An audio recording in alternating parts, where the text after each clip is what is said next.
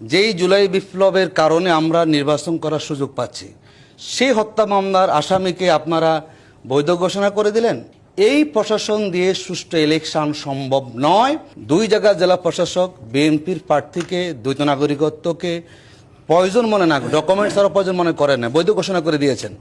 আর কুড়িগ্রামের জেলা প্রশাসক তিনি কি করে, তিনি জামাত প্রার্থী তিনি ডকুমেন্ট নিয়ে হাজির হয়েছেন, আজকে তিনি না শুনে তিনি উঠে চলে গিয়েছেন। এতে প্রমাণিত হয় যে কুড়িগ্রামের জেলা প্রশাসক জামাত বিদ্রোহী জেলা প্রশাসক, এবং তার অধীনে কোনোভাবে কুড়িগ্রামে সুষ্ঠু ইলেকশন হতে পারে না। আমি আপনার এই শো থেকে আজকে বলছি না, আপিল আমরা করব। একই ইস্যুতে যদি ভিন্ন ভিন্ন আচরণটা পাওয়া যায়, তো বিএনপি দুজন প্রার্থীর ব্যাপারে আপনি ইগনোর করে গেলেন, আর এক প্রার্থী তিনি কি হাজির হয়েছেন টাইমলি, শোনার প্রয়োজন মনে করেন। আমি আপনার এই শো থেকে বলছি, কুড়িগ্রাম জেলা প্রশাসককে যদি অপসারণ করা না হয় 24 ঘন্টার মধ্যে, কোনোভাবে কুড়িগ্রামের সুষ্ঠু ইলেকশন হবে না। তিনি বায়াস এবং তিনি জামাত বিদ্বেষী প্রশাসক, আমরা অপসারণ দাবি করছি। নতুন এবং ফিরে আসা গ্রাহকদের জন্য নগদে চলছে ক্যাশব্যাক সহ প্রতিদিন হাজারো উপহার জেতার সুযোগ। হবে আশা আর ফেরা, সারপ্রাইজ সেরা। দেখুন, জামাত নেতা হামিদুর রহমান আজাদ তিনি কক্সবাজার থেকে নির্বাচন করছেন।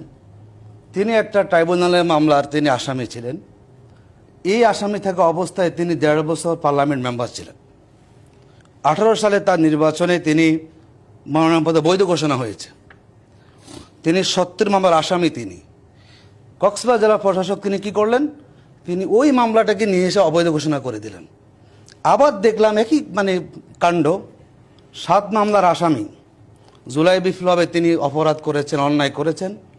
বামনবাড়ি 1 আসনের একরামুজ্জামান শেখ আওয়ামী লীগের নেতা।